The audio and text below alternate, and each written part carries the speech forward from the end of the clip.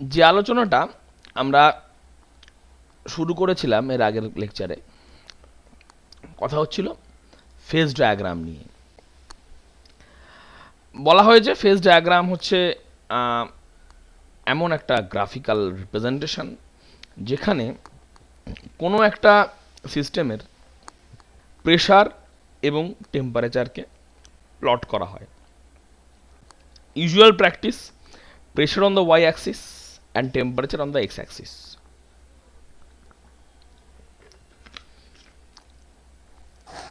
এই প্লট করে কি করা হয়? প্লট করে যেটা করা হয় যে কোনো একটা স্পেসিফিক টেম্পারেচার এবং স্পেসিফিক প্রেশারে ওই সিস্টেমে কম্পোনেন্টগুলো কেমন কেমন ফেজে কতটা কতটা পার্সেন্টেজ রয়েছে, এটা সম্বন্ধে আমরা একটা আইডিয়া করতে পারি। এবং আইডিয়া করতে পারি একটা ফেজ থেকে অন্য ফেজে এই কম্পোনেন্টটার ট্রান্সফরমেশন কিভাবে হবে, কেমন কন্ডিশনে হবে, কোন দিকে হবে। এই ভাবনা চিন্তাগুলো আমরা ফেজ ডায়াগ্রাম থেকে পাই। ইন দ্য লাস্ট ক্লাস আমরা বিস্তারিত আলোচনা যেটা নিয়ে করেছি সেটা হলো ফেজ ডায়াগ্রাম অফ ওয়াটার। আমরা এটা নিয়ে বিস্তারিত আলোচনা করেছি, আলোচনা হয়েছে। আমরা একটু এগোবো। আমরা ওয়ান কম্পোনেন্ট সিস্টেম নিয়েই কথা বলছি। একের বেশি কম্পোনেন্ট আছে এমন সিস্টেমে আমরা এখনই যাচ্ছি না। আমরা কার্বন ডাইঅক্সাইডের ফেজ ডায়াগ্রাম ভাবনা চিন্তা করার চেষ্টা করি। কার্বন ডাইঅক্সাইডের ফেজ ডায়াগ্রাম দেখতে গিয়ে আমরা দুটোকে পাশাপাশি দেখলেই যে প্রধান পার্থক্যের জায়গাটা আমাদের চোখে পড়বে, যে জলের ক্ষেত্রে আমরা দেখেছিলাম যে সলিড ভেপার ইকুইলিব্রিয়াম, অর্থাৎ যেই ইকুইলিব্রিয়ামটা আমরা সাবলিমেশনের জন্য দেখতে পাবো আইস থেকে ভেপারে, this location ice vapour equilibrium. এই আইস ভেপার ইকুইলিব্রিয়াম জলের ক্ষেত্রে আমরা বলেছিলাম যে it is not that common, কারণ জলের নর্মাল বয়েলিং পয়েন্ট এবং নর্মাল ফ্রিজিং পয়েন্ট এদের মধ্যে বিস্তর পার্থক্য।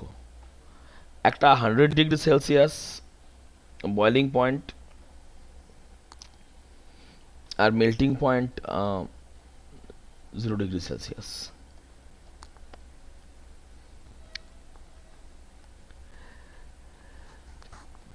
কার্বন ডাইঅক্সাইডের ক্ষেত্রে কিন্তু আমরা কার্বন ডাইঅক্সাইড সম্বন্ধে, যেহেতু আমরা আগে আলোচনা করেছি কার্বন ডাইঅক্সাইড সম্বন্ধে, আমরা কিছু কিছু আমাদের স্কুল লেভেল কেমিস্ট্রিতে আলোচনা হয়েছে, আমরা দেখতে পাবো যে এই সলিড এবং ভেপারের মধ্যেকার যে লাইনটা, this line between solid and vapour, so this solid vapor equilibrium, this is really prominent in case of carbon dioxide.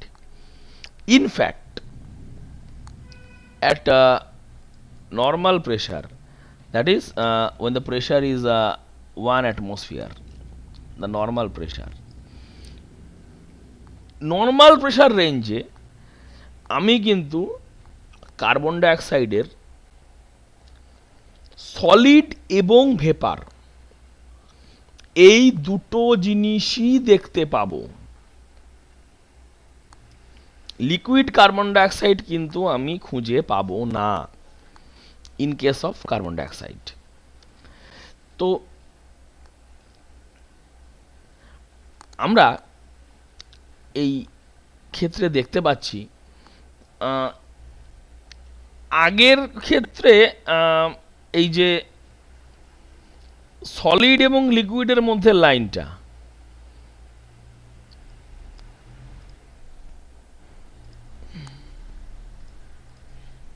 এই লাইনটা, এই লাইন, এখানে কিন্তু একটা মাথায় রাখতে হবে যে একটা কিন্তু প্রেশারের কিন্তু একটা বড় জাম্প হয়েছে। This is not in scale, this is not in scale. কিন্তু একদম গোড়ার দিকে দেখতে পাচ্ছি যে এটা কিন্তু একটা পজিটিভ স্লোপ, হোয়ারাজ এখানে একটা নেগেটিভ স্লোপ ছিল। কেন আলোচনা করতে গিয়ে বলা হয়েছিল যে জলের ক্ষেত্রে যে ঘটনাটা ঘটে, the expansion is anomalous in case of water, অর্থাৎ ওয়াটারের ক্ষেত্রে জল থেকে বরফে পরিণত হলে, লিকুইড থেকে সলিডে এলে ভলিউমের এক্সপ্যানশন ঘটে। This is not very common, this is anomalous, এবং সেই জন্য স্লোপ নেগেটিভ, নইলে স্লোপ তো পজিটিভই হওয়ার কথা। যে ছবিটা আমরা পেয়েছি in case of carbon dioxide, there is a positive slope. একই রকমভাবে সলিড ভেপার যে কার্ভ সেটাও পজিটিভ স্লোপ, এবং লিকুইড ভেপার যে কার্ভ সেটাও পজিটিভ স্লোপ। অর্থাৎ এটা এক্ষেত্রে খুব স্পষ্ট যে কার্বন ডাইঅক্সাইডের ক্ষেত্রে সলিড ইজ এ ডেন্সার ফেজ, এবং যদি আমরা প্রেশার বাড়িয়ে দিই তাহলে liquid carbon dioxide will solidify, তরল থেকে আর শেষ পর্যন্ত কঠিনে পরিবর্তিত হবে যদি আমরা প্রেশার বাড়িয়ে দিই।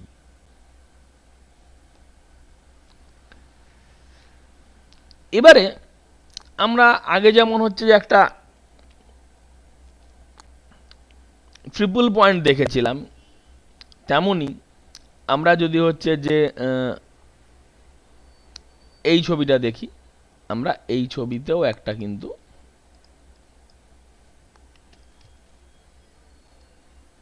এই ছবিতেও এখানে একটা আমরা কিন্তু ট্রিপল পয়েন্ট কিন্তু আমরা পাবো, এইখানটাতে একটা ট্রিপল পয়েন্ট কিন্তু পাবো। হ্যাঁ, তো কার্বন ডাইঅক্সাইডের ক্ষেত্রে আমাদের যেটা আমরা বললাম যে আমাদের ভাবনা চিন্তাটা একটু অন্যরকম হলো, মূল বিষয়গুলো কিন্তু একই থাকে, এবং এখানে প্রত্যেকটা কার্ভ, প্রত্যেকটা পয়েন্ট, প্রত্যেকটা এরিয়া, তাদের হচ্ছে যে ডেফিনিট যা সিগনিফিক্যান্স, সেই ডেফিনিট সিগনিফিক্যান্স আমরা আলোচনা করেছি ওয়াটারের হচ্ছে ফেজ ডায়াগ্রাম পড়তে গিয়ে। তারপরে হচ্ছে যে এখানে আমরা যে ক্রিটিক্যাল পয়েন্ট, যেমন আমরা এখানে একটা পেয়েছিলাম, ওয়াটারের ক্ষেত্রে আমরা একটা ক্রিটিক্যাল পয়েন্ট পেয়েছিলাম, তেমনি এখানেও কিন্তু আমরা একটা ক্রিটিক্যাল পয়েন্ট পেয়েছি। This point is the critical point, অর্থাৎ 31 ডিগ্রি সেলসিয়াসের বেশি টেম্পারেচার, 31 ডিগ্রি সেলসিয়াসের বেশি টেম্পারেচার উঠে গেলে আমি যতই প্রেশার অ্যাপ্লাই করি না কেন, কার্বন ডাইঅক্সাইডকে আমি আর লিকুইডে কনভার্ট করতে পারবো না। So 31 degree Celsius is the critical temperature for carbon dioxide, and whereas 73 atmospheric pressure is the critical pressure. এই তথ্যগুলো আমরা জানতে পারলাম।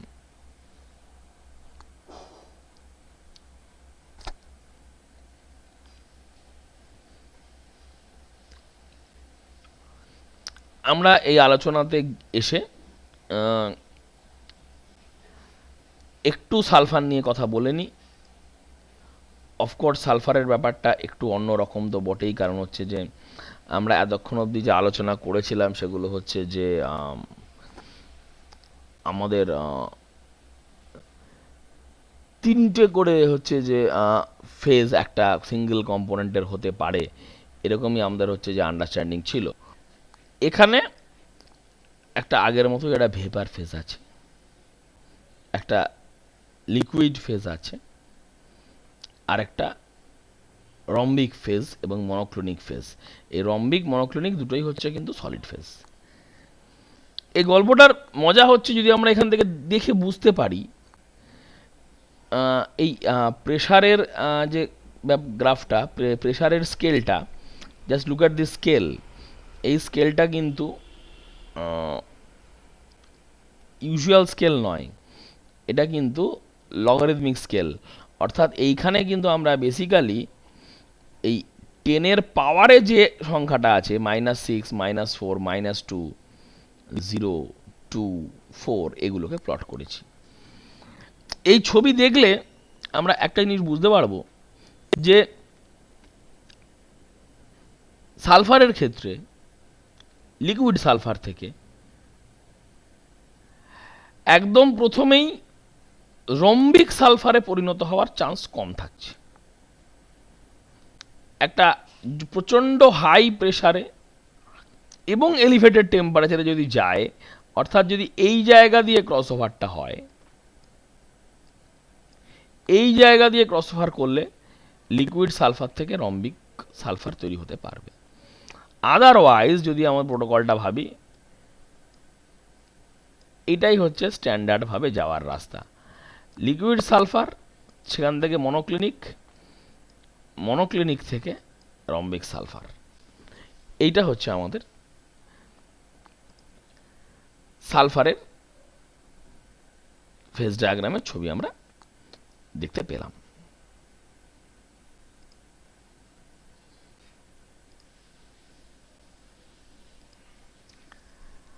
আরেকটু ভালো করে দেখে নিই carbon ডাইঅক্সাইডের temperature pressure ডায়াগ্রামটা।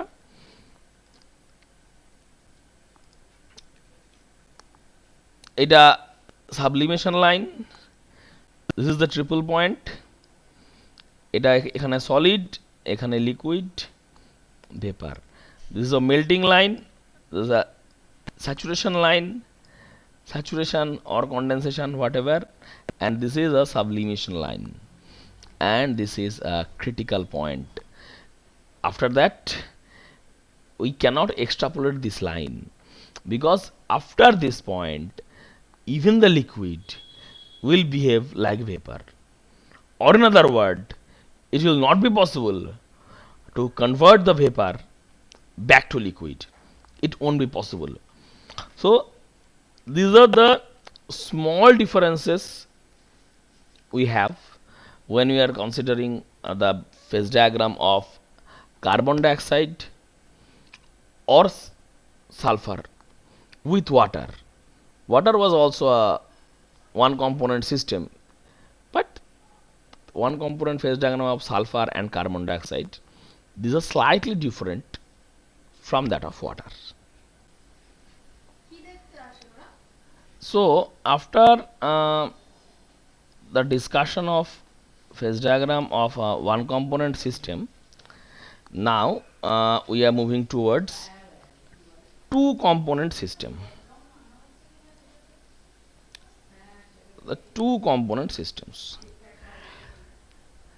So when you're talking about a heterogeneous system,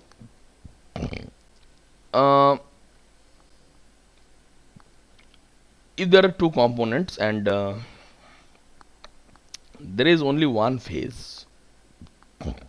two component but only one phase, what will happen then? We have this formula F equals to C minus P plus 2. So there are two components and only one phase, so degrees of freedom is 3. This is very simple, because when you have a mixture of two components, what we can change? We can change the pressure, we can change the temperature, and of course we can change the concentration. এটা তর্কের বিষয় হতেই পারে যে আচ্ছা আমরা একটা মিক্সচারের concentration আমরা কি যেমন খুশি চেঞ্জ করে দিতে পারি, মানে যে কোনো প্রপোর্শনে কি মিক্সচারের দুটো অ্যামাউন্ট কম্পোনেন্টকে মিক্স করে দেওয়া যায়? আসলে এই ডিবেটটা আমরা এগিয়ে নিয়ে যাব এইভাবে যে আমরা একদম গোড়ায় গিয়ে বলেছি যে আমাদের এই সিস্টেমটা একটা টু কম্পোনেন্ট সিস্টেম,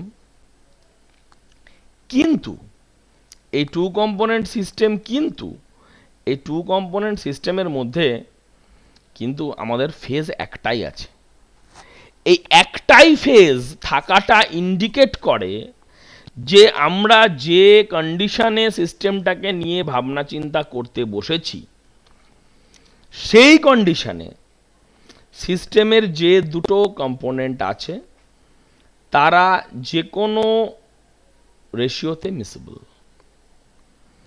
এবার যদি কম্পোনেন্ট চেঞ্জ করতে করতে আমরা, যেহেতু এটা একটা মিক্সচার, যদি সলিউবিলিটির লিমিট ক্রস করে ফেলি, এ কথা তো উঠতেই পারে যে যদি আমরা সলিউবিলিটির লিমিট ক্রস করে ফেলি তখন কি হবে? ভাবনা চিন্তাটা খুব স্পষ্ট এবং পরিষ্কার। whenever we are crossing the limit of solubility, সঙ্গে সঙ্গে কি হবে? the mixture will become a saturated solution, and just after saturation is reached, extra solute will get precipitated or deposited. তাহলে যেই মুহূর্তে আমরা আমাদের যে মনে সংশয়টা ছিল যে আমরা এই বলছি যে এই যে তিনটে ভ্যারিয়েবল, এই তিনটে ভ্যারিয়েবলকে আমরা যেমন খুশি চেঞ্জ করে দিতে পারবো যদি হচ্ছে যে একটাই ফেজ থাকে, কখন পারবো? যতক্ষণ অবধি ওটা স্যাচুরেটেড সলিউশন তৈরি হয়ে যায়নি তার আগে পর্যন্ত কিন্তু আমরা পারবো করতে। এটা আমরা বুঝেছি যে আমরা করতে পারবো। Well and good. এবারে এই ভাবনা চিন্তাটাকে এগিয়ে নিয়ে যেতে গেলে আমরা এটা বুঝতে পারছি যে ওয়ান কম্পোনেন্ট সিস্টেমে আমাদের যেমন হচ্ছে যে দুটো ভ্যারিয়েবল প্রেসার আর টেম্পারেচার, সে দুটোকে প্লট করে গ্রাফেকেই হয়ে গেছিল, এখানে তো সেটা হবে না। কারণ এখানে তো আমার তিনটে variable, pressure, temperature and concentration. তাহলে apart from pressure and temperature আমাদের যে নতুন সিস্টেমটা এলো, যেটাকে আমরা বলছি টু কম্পোনেন্ট সিস্টেম, সেইটাতে আমাদের কি করতে হবে? সেইটাতে আমাদের তিনটে প্যারামিটারকে আমাদের গ্রাফের মধ্যে ইনকর্পোরেট করতে হবে। এটা আমরা বুঝতে পারলাম। সেই জন্য কি করতে হচ্ছে যে এই স্টাডিটা তিনটে কম্পোনেন্ট চলে আসছে। তাহলে এই ব্যাপারটা যদি একটু কমপ্লিকেটেড হয়ে যায় তিনটে প্যারামিটারকে আলাদা করে,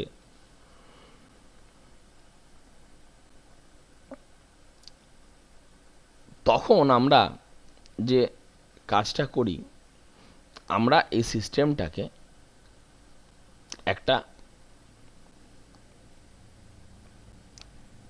কনডেন্সড ফর্মে নিয়ে আসার চেষ্টা করি। কনডেন্সড ফর্মে মানে আমরা এমন একটা কম্পোনেন্টকে বাদ দিই যেটা অতটা গুরুত্বপূর্ণ হবে না। এবার বলছি বাদ দিলাম কেন, পরিষ্কার কথা বলি। আগে হচ্ছে কাকে বাদ দেব সে বলতে গিয়ে হচ্ছে কম গুরুত্বপূর্ণ বাদ দেব। এবার আলোচনার বিষয় হচ্ছে যে কম গুরুত্বপূর্ণ হলেই কি পট করে বাদ দিয়ে দেবো? কম গুরুত্বপূর্ণ তো বাদ দেবো কেন? বাদ দেবো কেন কথাটা বলতে গিয়ে আমাদের যে আন্ডারস্ট্যান্ডিংটা আসছে যে আমরা পেন অ্যান্ড পেপারে পড়াশোনা করছি, লিখছি, ছবি আঁকছি। দিনের শেষে যে কোনো জায়গাতেই থ্রি ডাইমেনশনাল গ্রাফ যদি আঁকতে হয়, এক্স ওয়াই জেড তিনটে অ্যাক্সিসে দিয়ে যদি গ্রাফ আঁকতে হয়, তার representation will be critical, will be difficult. Just to minimize this problem, just to eliminate this issue, আমরা একটা প্যারামিটারকে বাদ দেব। কোনটাকে বাদ দেব সেটা আমরা আমাদের কোন দুটো কম্পোনেন্টকে নিয়ে আলোচনা করছি তাদের মিক্সচারে কোন কম্পোনেন্টের প্রভাব সবচাইতে কম,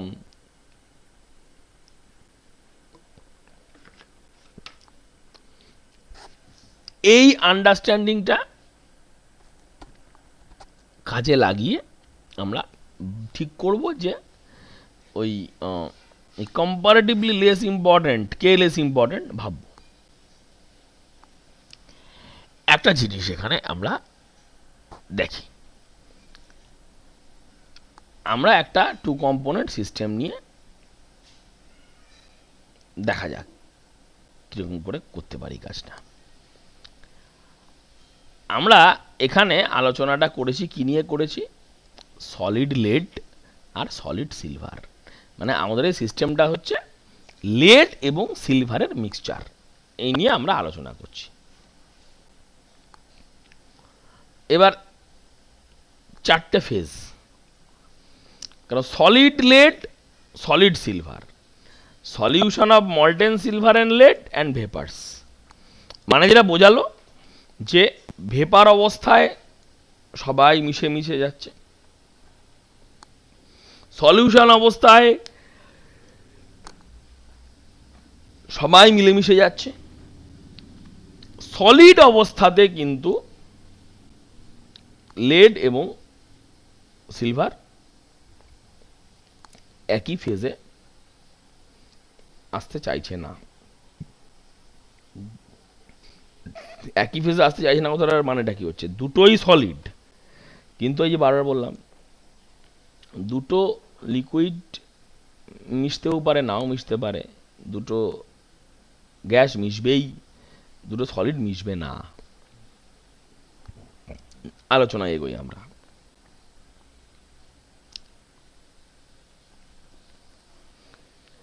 এবারে আমরা যেটা কাজ করতে গিয়ে দেখব, আমরা প্রথমেই দেখলাম যে এই ফেজটা,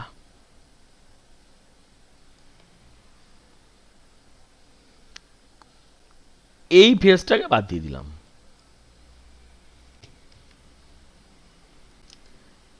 এই ফেজটাকে বাদ দিয়ে দিলাম।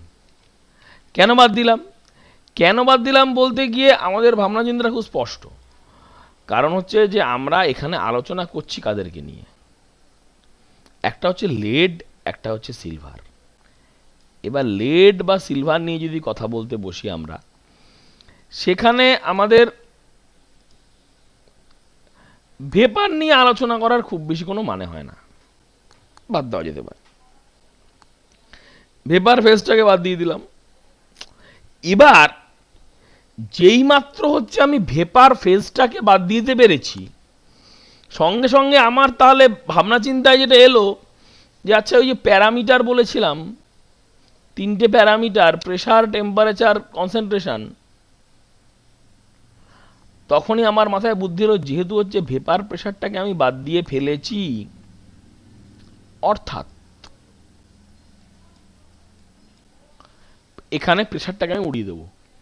কারণ যদি ভেপার নিয়ে ডিল করতে না হয় তাহলে প্রেসার বিষয়টাকে আমার খুব একটা আলোচনাতে আনার কোনো দরকার নেই, বাদ দিয়ে দিলেই হয়। আমার তো লাগছে না, তো দরকার পড়ছে না, তো কারণ আমি তো ভেপার নিয়ে হচ্ছে যে কাজই করব না, তাহলে কাজ করব হচ্ছে সলিড আর লিকুইড নিয়ে, আরও ভালো করে বলতে গেলে মূলতই সলিড নিয়ে, কারণ লিকুইড তো মেল্ট, একটা মেটাল মেল্ট করবে। এমনি যেগুলো আমাদের কি বলবো রুম টেম্পারেচারে লিকুইড, তাদের ওপরেই প্রেশারের তেমন কোনো প্রভাব পড়ছে না। সেখানে দাঁড়িয়ে গলিত ধাতুর ওপর চাপের প্রভাব বা মল্টেন মেটালের ওপর চাপের প্রভাব খুব একটা বিবেচনা করার মতো বিষয় দাঁড়াবে না। ফ্ল্যাট ওটাকে আমরা ওই জন্য ইগনোর করলাম। যে বললাম যে আমরা সব সময় ভাবনা চিন্তা করে একদমই লজিক্যাল ডিসক্রিশন আমাদের, যে আমরা কোন প্যারামিটারটাকে এই নট সো ইম্পর্টেন্ট বা কম্পারেটিভলি লেস ইম্পর্টেন্ট বলে বাদ দেব, এটা একেবারেই আমাদের নিজস্ব ভাবনা চিন্তার জায়গা। এইটা কিন্তু হচ্ছে যে ওরকম ওই কোনটা করতে হবে আগে থেকে বলে দেওয়াটা সম্ভব না। ফাইন, তাহলে আমরা এখানে টিসি ডায়াগ্রাম আঁকবো। টিসি ডায়াগ্রাম, ঠিক আছে। তাহলে আমাদের এই ফেজ রুলটা কি হলো, C minus P plus one plus one, আমরা একটাকে বাদ দিয়ে দিয়েছি, প্রেশারটাকে বাদ দিয়ে দিয়েছি। ফাইন,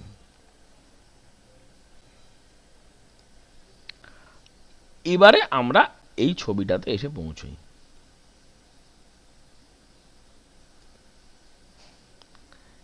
এই হচ্ছে আমাদের ছবিটা, গুরুত্বপূর্ণ ছবিটা, গুরুত্বপূর্ণ ছবিটাই সবচাইতে গুরুত্বপূর্ণ।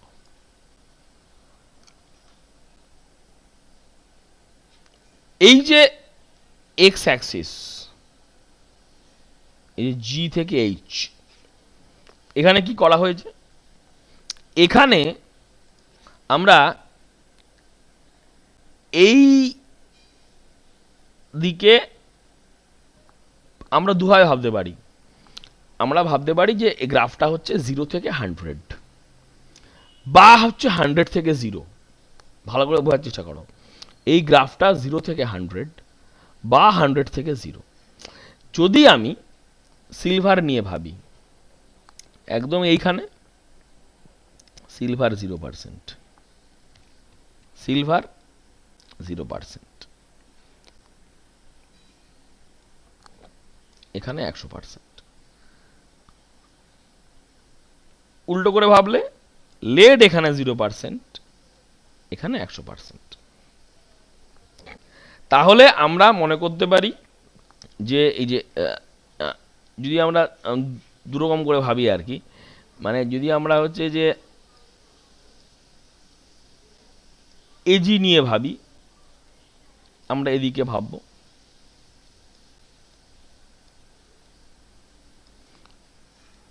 আর যদি আমরা পিবি নিয়ে ভাবি, আমরা এদিকে ভাববো। পরিষ্কার কথা, এজি বাঁ দিক থেকে ডান দিকে বেড়েছে, পিবি ডান দিক থেকে বাঁ দিকে বেড়েছে। এটুকু হচ্ছে আমাদের সিম্পল ভাবনা চিন্তার জায়গা, প্লট হয়েছে। এবং আমরা এদিকে যেটা করেছি, টেম্পারেচার প্লট করেছি। ফাইন, টেম্পারেচার প্লট করেছি। টেম্পারেচার প্লট করতে গিয়ে আমরা এই যে কোন পয়েন্ট কোথায় থাকবে, এটা একদম কঠিন কিছু না। This is melting point of lead, 327 degree Celsius, standard information, এদিক ওদিক কিছু নেই। And this is melting point of pure silver, কারণ এই পয়েন্টে আমরা দেখেছি, এই পয়েন্টে হচ্ছে লেড তো হচ্ছে 0%, পিওর সিলভার এই যে 100%।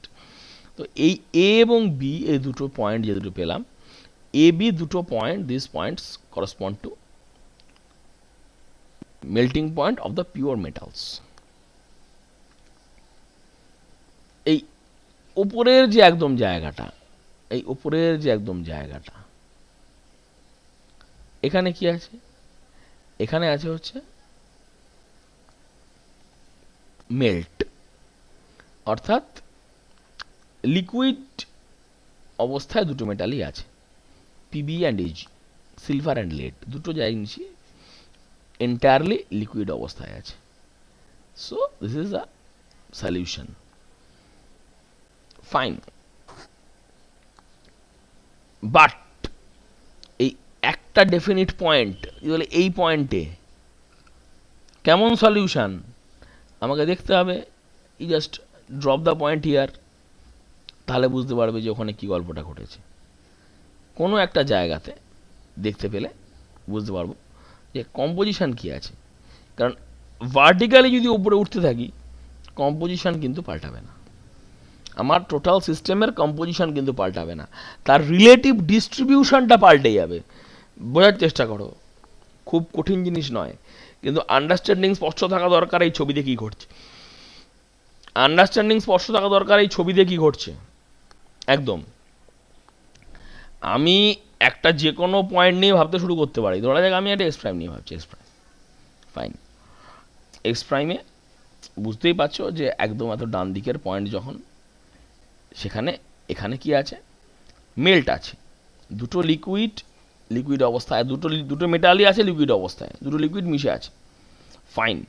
কিন্তু যেহেতু এটা হচ্ছে যে ডান দিকে, মানে এই এখানে হচ্ছে 0 এবং এখানে 100 ফর সিলভার, বা উল্টো ধরে নিয়ে আমরা হিসাব করতে শুরু করেছি। This is clear and plum যে এক্স ডট বা এক্স বার, এক্স প্রাইম যে পয়েন্টটা, এখানে যে কম্পোজিশন, সেই কম্পোজিশনের মধ্যে সিলভারের পরিমাণ বেশি। কত একদম সেটা তো ছবি আঁকলে একদম দেখে বোঝাই যাবে, কোনো কঠিন ব্যাপার কিছু না। তুমি জাস্ট হচ্ছে এখান থেকে নিয়ে ভাবতে শুরু করো, এখানে চলে আসো। এবার এই তো হচ্ছে তোমার পয়েন্ট, তুমি এই পয়েন্ট দেখলেই বুঝতে পারবে, যে এই পয়েন্টের কম্পোজিশন কি আছে।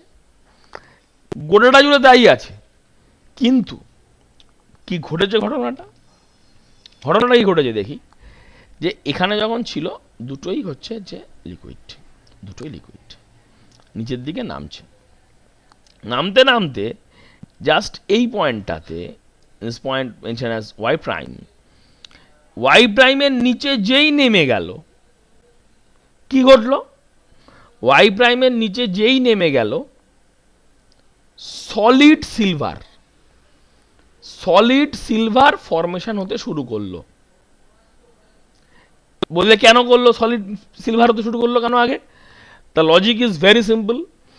সিলভারের মেল্টিং পয়েন্ট হচ্ছে 961 degree Celsius, this is clearly mentioned here. এটা হচ্ছে মেল্টিং পয়েন্ট অফ সিলভার। এবারে যখন এ নামতে শুরু করলো, লেডের কত, লেডের হচ্ছে 327। এবার এক্স প্রাইম থেকে যখন আমি টোটাল সিস্টেমটাকে আস্তে আস্তে কুল করছি, টেম্পারেচার নিচের দিকে নামছে, এই যে এলো ওয়াই প্রাইমে যখন এসে পৌঁছলো, solid silver will start coming out from the mixture. Solid silver formation will start at this point y prime. এখান থেকে যখন নিচে আসছে তখন সিস্টেমের মধ্যে কি আছে, সলিড সিলভার আছে, এবং তার সাথে যেটা আছে melt of lead and silver। মানে সিলভার কিন্তু বেরিয়ে আসছে, লেডের কিন্তু সলিডিফিকেশন এখনো স্টার্ট হয়নি। আস্তে আস্তে যখন এসে এই যা স্ট্রেট লাইন নামতে যখন এসে এইখানটায় পৌঁছলো,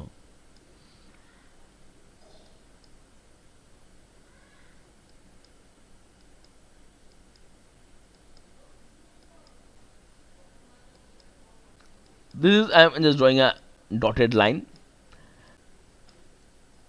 might not be that very straight.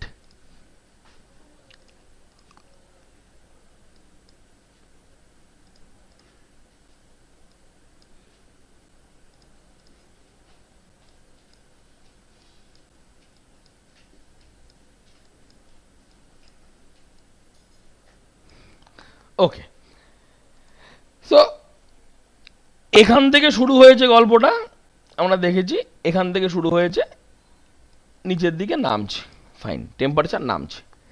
তো এখানে সলিড সিলভার তৈরি হতে শুরু হয়েছিল, হতে এই পয়েন্টটাতে আসার পর কি হলো,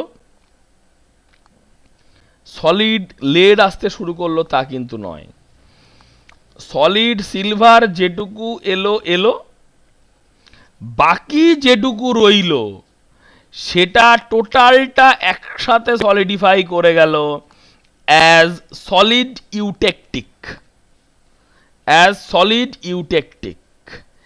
আর যদি এখান থেকে কাজটা শুরু হতো, এখান থেকে নিচের দিকে নামতে শুরু করতো জিনিসটা,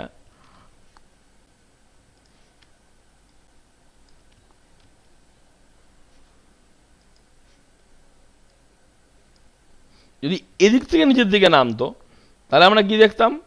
তাহলে একই রকম ভাবে এই অবধি আসার পরে যেটা তৈরি হতো, শুরু হচ্ছে যে formation of solid lead along with melt of lead and silver, এবং তারপরে যখন হচ্ছে যে আরো নেমে আসার পর এখানে গিয়ে তৈরি হতো সলিড লেড, এবং তার সঙ্গে সেই ইউটেকটিক ইজ দ্য টার্ম, এই টার্মটা আমরা এরকমই আরেকটা টার্ম আমরা পড়ব, যেটাকে আমরা নাম দেব হচ্ছে অ্যাজোট্রপ। যখন আমরা লিকুইড থেকে গ্যাসে যাওয়ার গল্প ভাববো, ইউটেকটিক সলিড মিক্সচার, পরিষ্কার কথা, ইউটেকটিক সলিড হচ্ছে এমন একটা সলিড মিক্সচার, যেই সলিড মিক্সচারের যে কম্পোজিশন থাকে সেটাকে যদি আমরা হিট দিয়ে মেল্ট করাই, কোনো সলিড আগে মেল্ট করবে বা পরে মেল্ট করবে এই টাইপের কিছু ঘটনা ঘটবে না। সেই সলিডটাকে যখন আমরা মেল্ট করব, ওই সলিডটা তার যে কম্পোজিশন আছে সেই কম্পোজিশনটাকে নিয়ে এন্টায়ারলি একসাথে মেল্ট করে যাবে, এবং সেই কম্পোজিশন আমরা এখানে খুঁজে পেয়েছি। This is the composition. 97.4% of lead and 2.6% of silver, it creates the eutectic of lead silver system.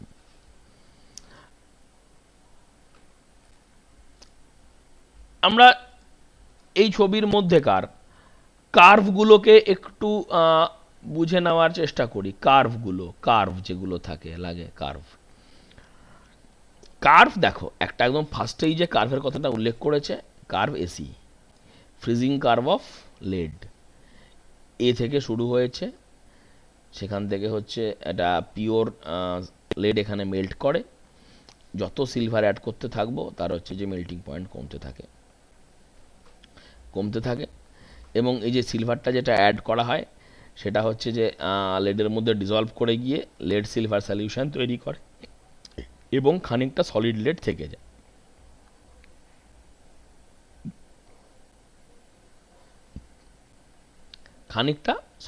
কিন্তু থেকে যায়। এটা হচ্ছে আমরা দেখলাম। এবার এই সলিড লেড এবং এজিপিবি সলিউশন, এই যে দুটো জিনিস, এটা এই যে এসি কার্ভ বরাবর কিন্তু এরা হচ্ছে যে ইকুইলিব্রিয়ামে থাকে। সলিড লেড অ্যান্ড এজিপিবি সলিউশন এটা কিন্তু এটা বরাবর থাকে। এখানে তাহলে আমাদের একবার বুঝে নিতে হবে ওই পিসি ইত্যাদি দিয়ে যে হিসাবটা আরেকবার বুঝে নিতে হবে। কি হতে হবে আমাদের, আমরা কি বুঝে নেব গল্পটা? যেটা বুঝে নেব হচ্ছে যে এখানে আমাদের ফেজ হচ্ছে দুটো, আর আমাদের কম্পোনেন্টও হচ্ছে দুটো। এর ফলে যেটা আমাদের হয়েছে,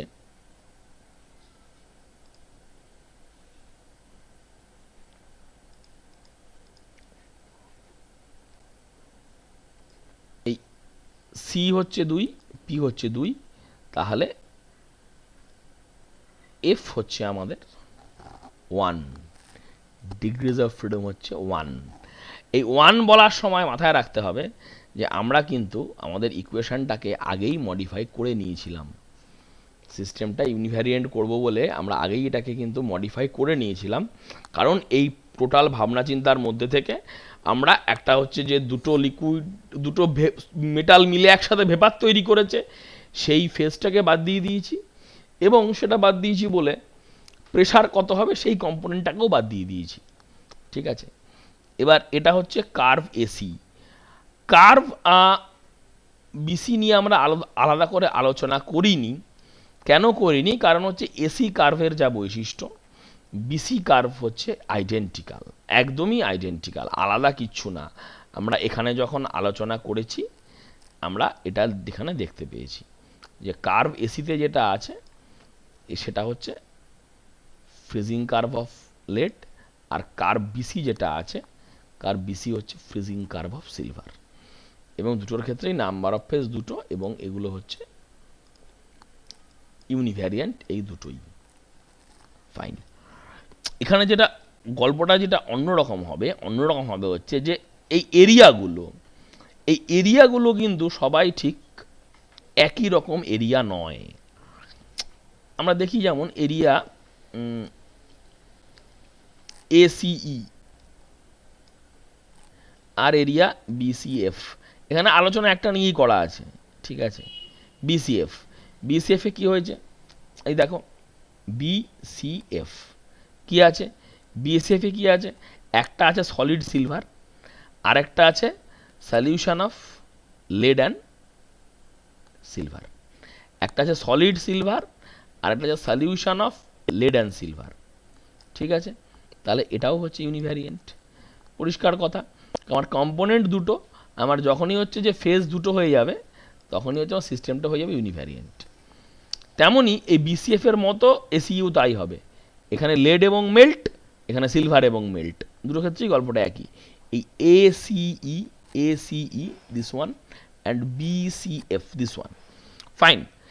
এবার area above ACB, area above ACB মানে এই ওপরে একদম যেটা ওপেন ছাড়া রইল, ওপরে ছাড়া রইল মানে কতদূর রইল, যতদূর অব্দি ভেপার না রইল সেটা ছাড়া রইল আর কি। ভেপার এসে গেল তো বাদ চলে যাবে, তখন অন্য গল্প চলে গেল, ওটা ভেপারের গল্প ঢুকে গেল, বাদ চলে গেল। তাহলে সেখানে কি হচ্ছে, এরিয়া অ্যাবাব এসিবি, সেখানে কি হয়েছে, সেখানে যেটা ফেজ ইকুইলিব্রিয়ামে আছে সেটা হচ্ছে একটাই ফেজ, সেটা হচ্ছে মেল্ট, শুধুই লিকুইড, লেড এবং সিলভার দুটো জিনিসই একসাথে মল্টেন কন্ডিশনে আছে। তাহলে এখানে ফেজ কিন্তু একটা, আর এখানে কিন্তু ডিগ্রিজ অফ ফ্রিডম 2, কারণ আমাদের এই তো ইকুয়েশন, এখানে ফেজ যদি 1 হয়ে যায় তাহলে কিন্তু এটা সিস্টেমটা ইউনিভ্যারিয়েন্ট হয়ে যায়। এরিয়া ইসিএফ মানে এই টোটাল এরিয়াটা,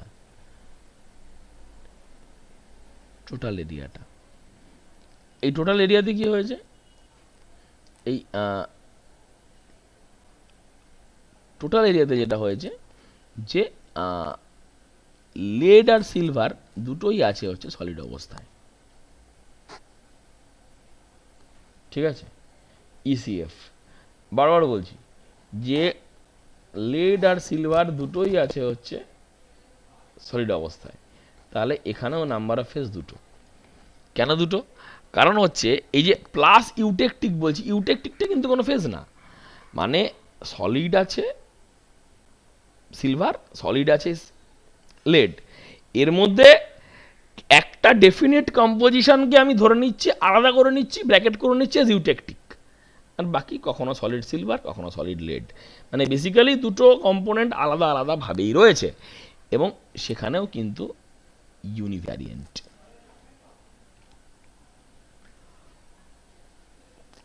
And then this one,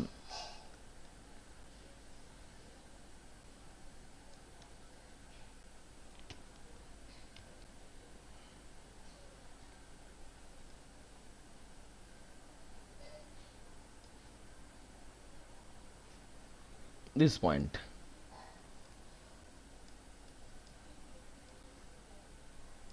point C is the eutectic point, কারণ সেখানে কি পাওয়া যাবে, লেড পাওয়া যাবে, সিলভার পাওয়া যাবে, আর মেল্ট পাওয়া যাবে, তিনটেই পাওয়া যাবে। তার মানে এখানে কম্পোনেন্ট হয়ে গেছে, ফেজ হয়ে গেছে তিনটে, তাহলে 2 - 3 + 1 = 0, so it becomes invariant here. এবার এই প্রসেসটা কাজে লাগিয়ে আমরা যেটা করতে পারি, আমরা আলাদা করে খুঁজে খুঁজে দেখো ভাবনা চিন্তা করা বলা যেতেই পারে যে হচ্ছে যে আমরা এইটাকেই ধরে ধরে বার করলাম কেন, এত কঠিন কঠিন মেটাল থাকতে আমরা এই আজমকা লেড সিলভার নিয়ে পড়লাম কেন। এটা আমাদের কাজে লাগে, এটা আমাদের কাজে লাগে। এটা হচ্ছে যে আমরা জানি এটা যে লেডের যখন এক্সট্রাকশন হয় ফ্রম দ্য মিনারেলস অ্যান্ড ওরস, তখন কিছু কিছু মিনারেলের মধ্যে সিলভার পাওয়া যায়, এবং সেখান থেকে যদি আমরা সেই সিলভারটাকে রিকভার করতে চাই, সেই প্রসেসটার নাম হচ্ছে প্যাটিনসন প্রসেস।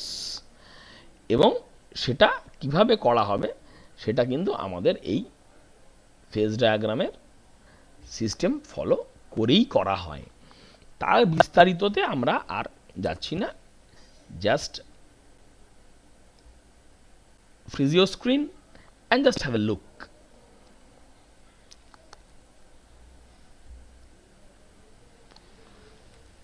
এবারে আমরা এই টু কম্পোনেন্ট সিস্টেমের মধ্যেই ফার্দার যেটা নিয়ে আলোচনা করব সেটা হচ্ছে systems having a congruent melting point. Congruent melting point, congruent melting point অর্থ হলো যে এমন একটা সিস্টেম যেখানে সলিডটা একটা শার্প টেম্পারেচারে মেল্ট করে যায়, শার্প টেম্পারেচারে, এবং সলিডের যা কম্পোজিশন সেম কম্পোজিশনের লিকুইড তৈরি করে, তখন আমরা সেটাকে বলি হচ্ছে systems having congruent melting point. And in our next class we will discuss on the systems having congruent melting point. এটা নিয়ে আমরা আলোচনাতে পরের ক্লাসে করব। আপাতত আজকের ক্লাস এই পর্যন্তই, এবং যেটা রোজ বলি আজকে আবার বলা, এই সময়ে বাড়িতে থাকো, পড়াশোনা করো, ভালো থাকো। Thank you very much.